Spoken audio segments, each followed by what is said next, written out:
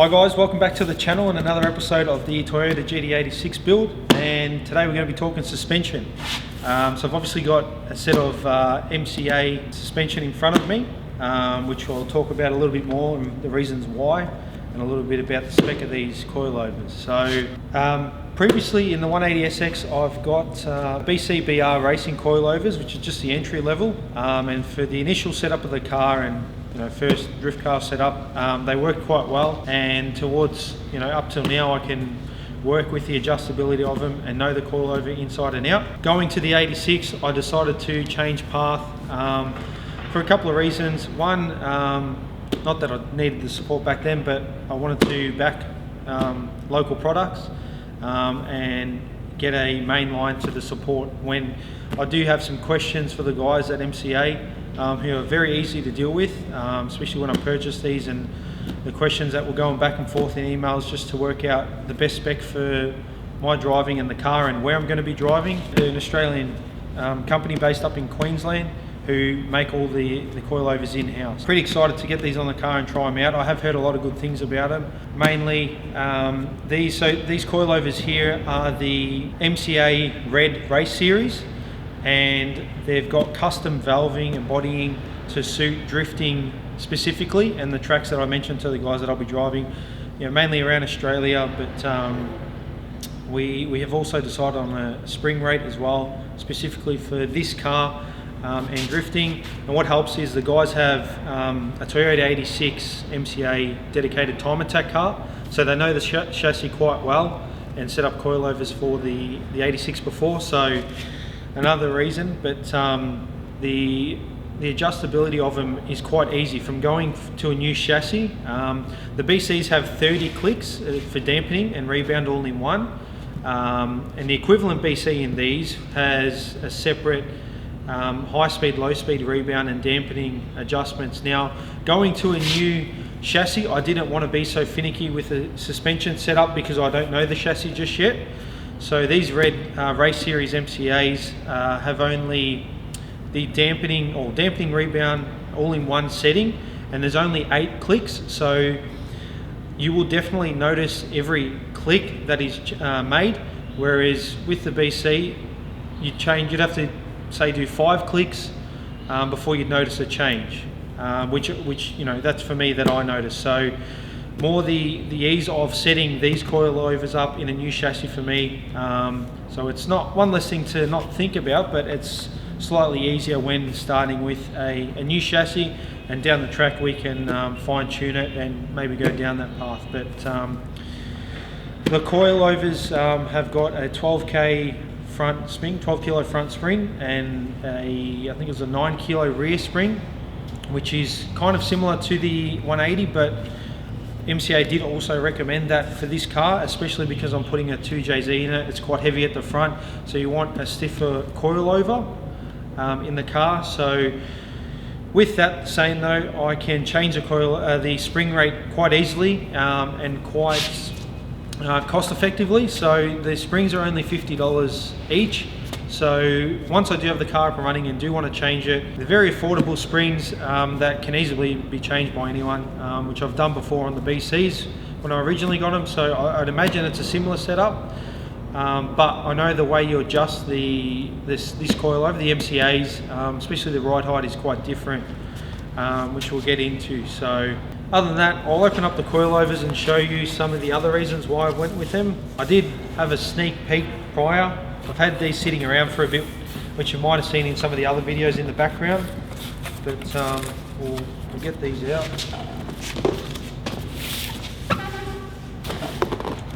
So MCA predominantly specialises in gravel, tarmac, rally and time attack cars. and that's where their background came from. And even Shane Van Gisbergen runs his, I think it's a 370Z or MCA's 370Z in the high-tech series, and that has a load of grip. So they've definitely set up the car quite well. But with having a large background in rally, it's perfect for drifting. They know coilovers back to front, so get them out.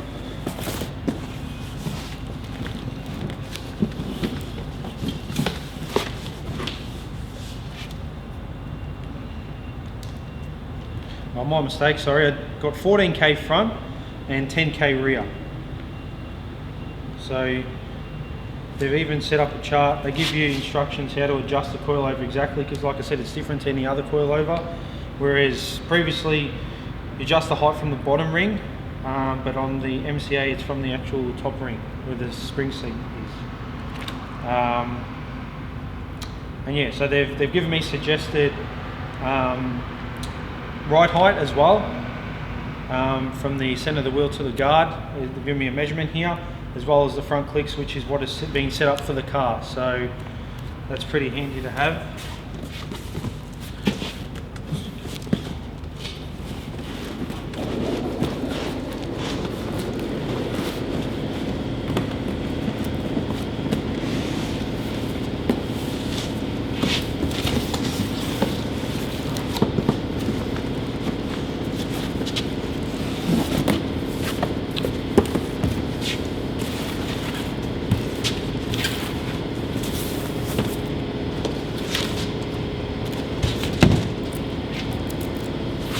So yeah, as I said, these are the red race series.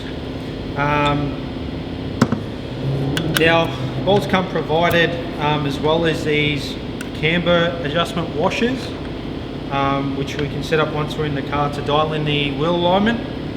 As for the top camber plate, these will be getting changed out for the WiseFab top camber plate to allow for the extended lower control arm. So I won't be using them.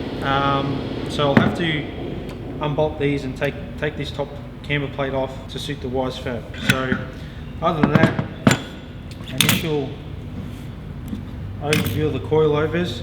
And the other thing I did notice about MCA is the actual main shaft of the coilover is much thicker than, look, I know the BCs are just the entry level, but are much thicker than what I've seen on most coilovers, which is definitely an advantage. I know even the DG5 coilovers have a similar setup, but I don't think they're as thick as these, as thick as this shaft. Definitely not. So you've got your mainspring here, you've got your seating spring here, seating collar, and then you've got your locking collar here.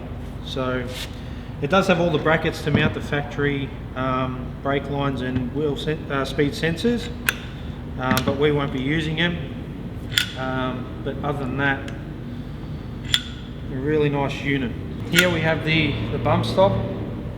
So once I have these in the car, I'll actually take the springs out of the coilover and actually compress the spring under load with all the suspension on it to see how much drop I have in the coilover, to know, I mean, that's where you should be setting your ride height. You should jack your coilover under load without the spring in it, see how far up your bump stop will go, and then really that should be your defined ride height. But we'll get into that a bit later when it's on the car.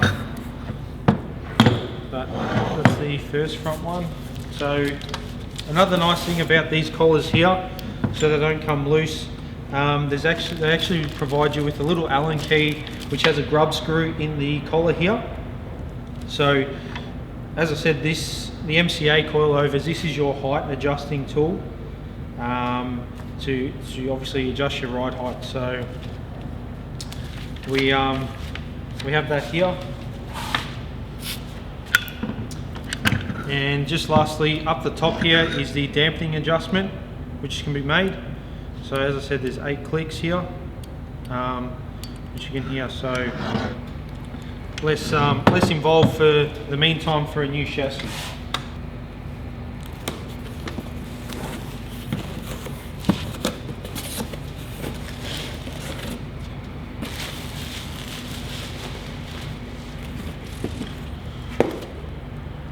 Now the other thing, MCA can make custom length coilovers as well. So from the outset, just going with a standard length.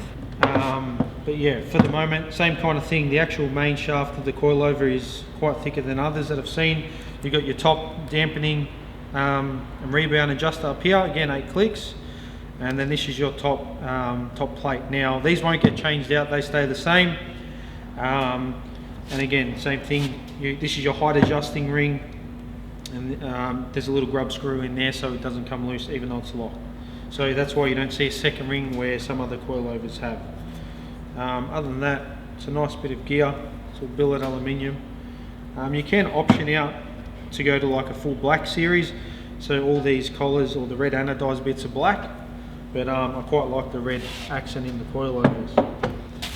I think they even provide sway bar end links, which I wasn't aware of, which is quite handy if you're putting them on a car that will be using them. So with the Wisefab suspension kit, rear suspension kit, I won't be using a sway bar, so there's probably no need for end links, but I'll just make sure that's what they are.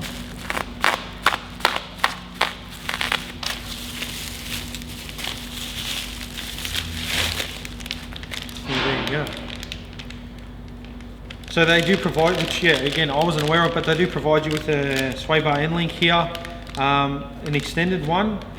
So obviously with the height adjustability, you can get more travel out of this rather than your stock one. So that's quite handy. So if it's not going on a dedicated track car or a car that's going to be running a sway bar, you won't have to buy another set of these. Where when you do change coilovers, I know with my cars in the past when I have the coilovers on them, I have changed the end links and sometimes even the sway bar, making a whole package.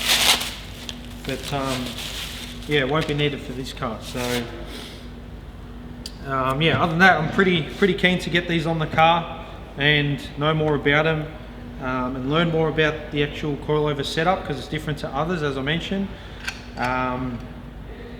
But yeah, we'll show that in another video, installing it on the car, which is straightforward, but I will go through the other side of the suspension items that will be coupled with the MCAs. And yeah, mainly getting these on the car so I can mock up the bodywork on the car and to know where everything's going to sit. Obviously go lock to lock, make sure nothing's going to rub with some of the modifications I've already made to the front chassis rails there. So going to get these out, get these on the car in the next video, and we'll see how it all looks together. So thanks for watching, we'll see you on the next one.